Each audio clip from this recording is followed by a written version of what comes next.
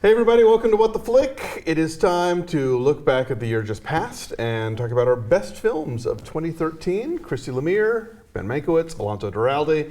Matt, unfortunately, is not feeling well and couldn't be here today. So what did he He also pick? doesn't like lists. Yeah. Oh really? Oh yeah, That's that's what it true. is. Yeah, that side of his, not a fan. I don't know what his number one was. I don't know. I asked him to email me and he didn't. Matt, let us know what your number one is. Mine is Gravity. It's on a lot of folks' top 10 lists. It's the film that I felt the most different walking out of in terms of just being overwhelmed from both a visual effects perspective and an emotional perspective and just the performances.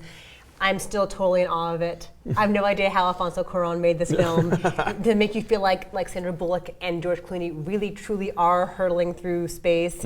And it just moved me really, really deeply. I mean, yes, there's a lot that's very cold and distant and kind of chilly about it from a visual perspective, but maybe as a mom part of it got to me.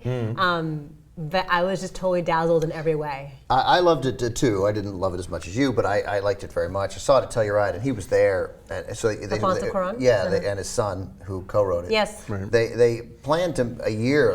They planned to take a little over a year to make it, and it took them like 4.5 years Oh, wow. to make this. I mean, it was tricky. To get the visuals like to get that? the visuals Okay, right, okay. to do it. You know, it was like them, and it was like, and then as he described, and it was like 18 dorks like him. He wasn't making fun of people on computers in front. That's like that's all this was. I thought it was very impressive. I did have moments in there where I couldn't, and I thought she was great, and I think she's great, but I had moments where I was like, Sandra Bullock's not an astronaut. She's not. She's an character isn't, engineer. though. Right, but She's a no. medical engineer. That totally helped. I'd be like, no, she's a medical engineer. That's and then okay. I'd be like, she's not a medical engineer. But But Clooney can be an astronaut. That's okay with No, you. totally. no, I you know, to be fair and not sexist, I think I had a little trouble. Like I'm like, look at these astronauts don't look like this. Look, it was great. No, I mean, it is. It's going to be one of those movies, like the way that movies for about a decade after The Matrix were totally borrowing stuff from it. I think this is a movie that's really going to influence what movies look like for a while and how stories get told. Yeah, I liked it a lot. It was not in my top 10, but it was my top 25. Of this kind of movie, I think I liked All Is Lost better. Right. But I think Gravity on a boat. Yeah, Gravity on a boat. But yeah, this is sort of undeniably captivating, and it is amazing to have a movie where you tell people you have to see it in 3D, Yes. and preferably in IMAX. Yes. Did you guys? I think I liked. I don't know. It's tough. I like both All Is Lost, and I just saw All Is Lost. I just caught up on All Is Lost, so I like that very much too.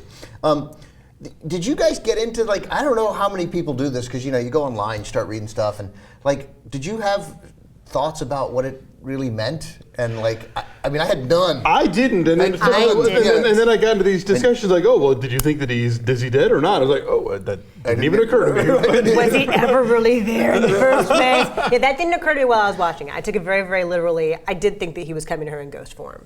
Well, He's not sure. really there. Yes, no, He's no, Ghost in Gravity. Clooney. No, in All Is Lost. Oh, and All though. Is Lost. Oh, All Is Lost. Yeah. Oh no, I meant Gravity, but, Oh, you meant Gravity. but I also mean All Is Lost. Right. Because I didn't get that ever. Like was he really whatever? Are they really reaching for him? I was like, yeah, totally. I thought that literally too. Then I read Totally other literally. theories like, oh, it's the hand of God or whatever it is. but it applied to Gravity too. Right. There's some who think that she was dreaming the whole Yeah, thing. did that I don't actually know. happen? That's true. Anyway, so that's my pick. What is your pick, Darren? Okay, my pick is Noah Baumbach's Frances Ha, which he co-wrote with Greta Gerwig, who's the star of the film. This is a little movie, but I think it does what it does so perfectly well. It's a very delicate dance, if you will, because the character is a dancer. It's about a woman in her late 20s. Kind of figuring out that what's cute in your early 20s doesn't really quite stay adorable, and you have to kind of get your life together.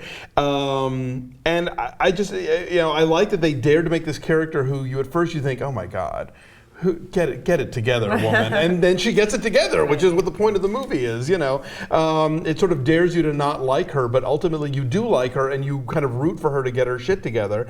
And I've never seen a movie that tells so well that sort of transition from your 20s to your 30s, when you really have to kind of lock it down and figure out you know, how you're going to be stable and pay the rent and you know, maybe give up on dream A but still find dream B that isn't completely abandoning, you know, what you want to do with your life, but it also pays you a living wage. Yeah, you know? no, she's so charming and she's so just lovely, and she keeps this enthusiasm about her. Like, life keeps knocking her down, but she's still this goofy, adorable self, and it's impossible not to root for her. She's so cute. I'm a little pissed off right now. I gotta be honest. 'Cause last night, because I thought I was being clever. Because last night I came down to, I narrowed it down to 3, and it was Nebraska, her, and Frances Ha. And then I narrowed it down to Nebraska and Frances Ha. Right? I moved her to 3rd. And her is on our top 10 list too at number 3. So yeah, so I mean, hers great. And, No, yours, not mine. Oh, okay. But I love Frances Ha, and I can't remember. You know, you know, there are movies that stay with me because of the experience I had, just how you feel coming out of the theater.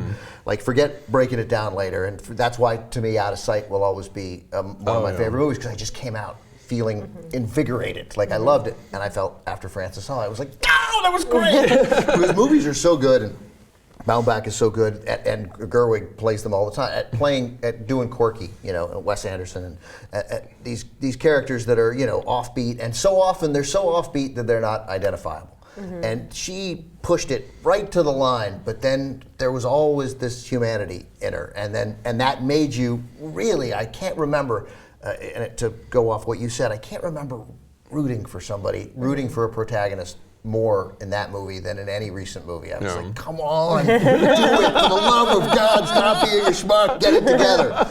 And everything is believable, everything's credible. So I loved it, but it was 2 for me. I made Nebraska number 1. Again, talk about rooting for all those characters to sort of find something good at the end of that movie. Frances Ha was black and white too. Right? Yeah, black and white, that's true. Yeah. Apparently, I really do work at TCM. Yeah, I just thought Nebraska moved me, whether it was the father-son part of it.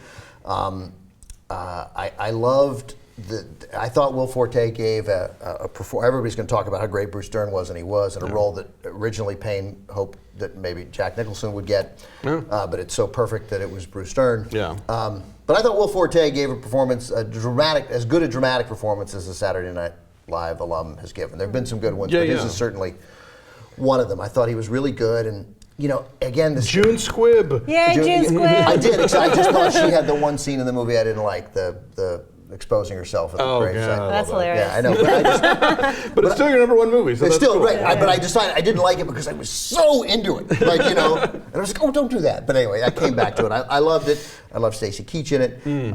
I identified with all these people. You're pulling for them, but they never did anything. They never did anything out of character. They always did sort of the best or worst that they could do, given Bob Odenkirk is great. Yes, too. yes.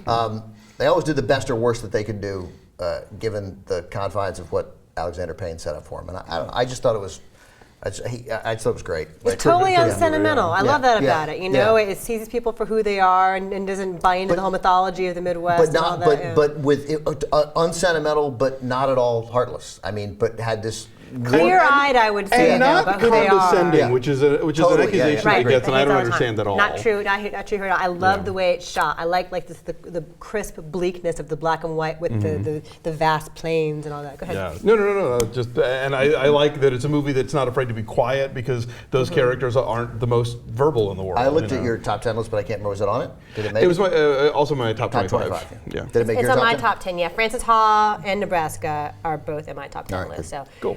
It's hive mentality, Stockholm syndrome. All right. By the way, let me just say one thing real quick, because another movie that was like in my top 5, it actually came out in 2012, but nobody got a chance to see it until 2013. It was nominated for an Oscar for Best Documentary last year. But The Gatekeepers, which actually was released in January of 2013, even though it snuck in for Oscar consideration, it's just great. And if you care about what's happening in the Middle East, it's 6 leaders of Shin Bet speaking so frankly about what Israel's policies are there. It's great. It's fantastic. It's a, I think, must-see for anybody who cares about that part of the world. Yeah, how he got them all to sit down and talk and be so candid is just tremendous. All of them, like 6 in a row. It's like it covers like 30 years. Like it's hard to deny that this is a significant way of thinking. You can read Christy's entire top 10 list and bottom 10 list at ChristyLemire.com, and you can read my top 25 and my bottom 10 at TheWrap.com. And just when you were ready to not give a shit about what anybody thought in 2013, I'll probably write. Excellent. Thanks. Bye. Thanks.